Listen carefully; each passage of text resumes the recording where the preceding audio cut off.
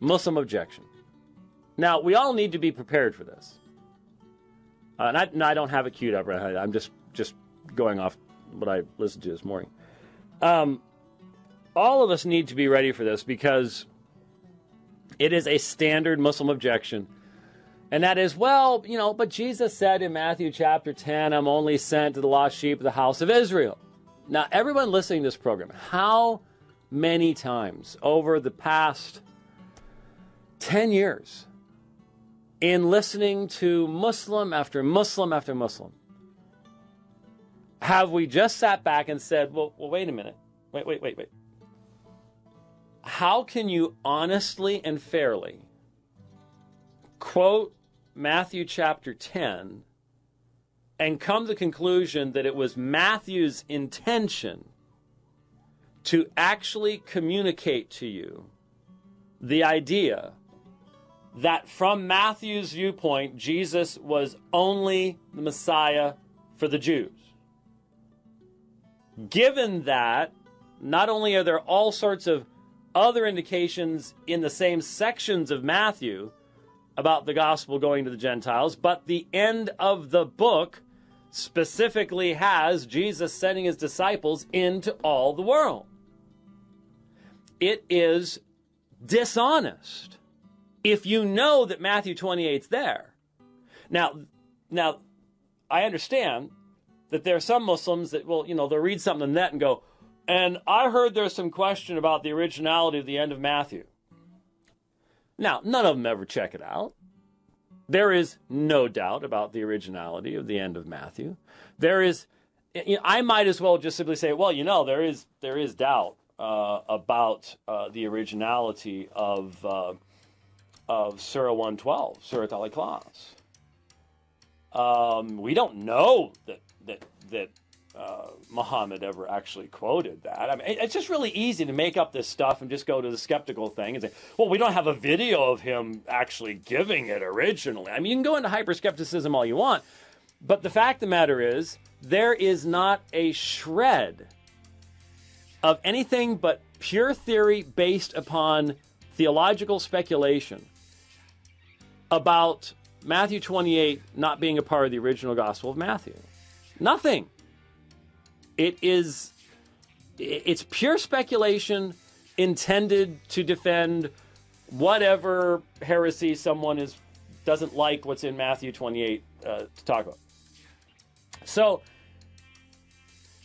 here's Yusuf. Now, Yusuf is not an ignorant Muslim. I mean, most Christians are ignorant about Islam, and most Muslims are ignorant about Christianity. Okay? That's just a fact.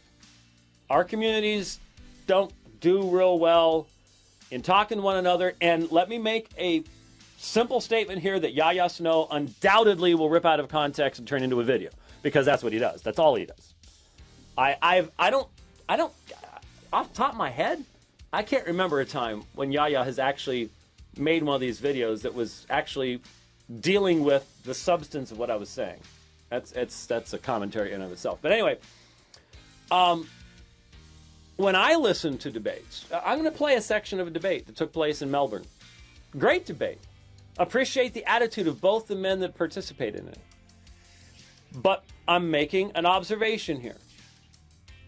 It seems to me that your best Christian debaters show significantly more concern about having in-depth and accurate knowledge of Islam than your best Muslim debaters show of having an accurate and in-depth knowledge of Christianity. I stand by that as an observation. And I think it's absolutely true. It's absolutely true. I think we'll see that, like I said, in this debate here in a moment. Anyway, Yusuf Ismail is not an ignorant Muslim. He's not your standard Muslim. He engages in dawah. This is what he does. He reads lots and lots of books. He communicates with Shabir Ali, and they share a lot of stuff together and all the rest of this kind of stuff. So how many times has Yusuf Ismail been corrected in this abusive misrepresentation of the New Testament, and specifically the Gospel of Matthew. Over and over and over again. So, how on earth can you keep repeating the same thing over and over again? And when Michael heard it, see, Michael doesn't have that background with Yusuf. When Michael heard it, he's like, I'm pretty shocked you'd say something like that. Because every Muslim needs to understand the chronological order in which things are found in the Quran, because of abrogation and stuff like that. So why wouldn't you notice that Matthew 10 is about one particular period of time during the ministry of Jesus, but it's not the entirety of the ministry of Jesus. And after that time period, in light of events in the ministry of Christ, Jesus sends his disciples to all the nations.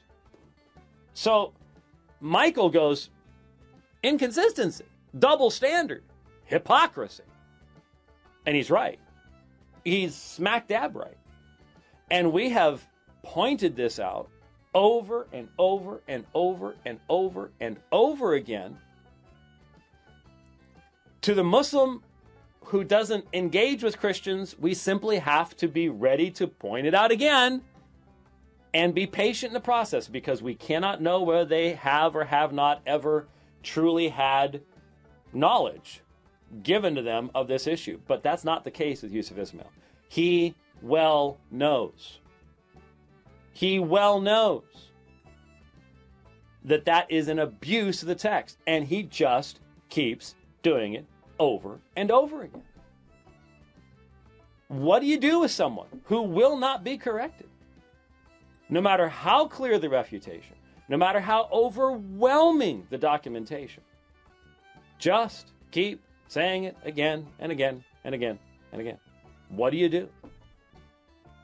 And when Michael dismantled his argument, and he did, I mean, it was a thorough, logical, complete refutation. There was no recovering from it. I'm sitting there going, I wonder what the response is going to be. How's Yusuf going to bail himself out of this one? It was a standard Ismail move. Go back to a different topic. Go back to Isaiah 42. Just completely abandon any defense of what you just said. Just let it slide. And here's the problem. He'll do it again with somebody else.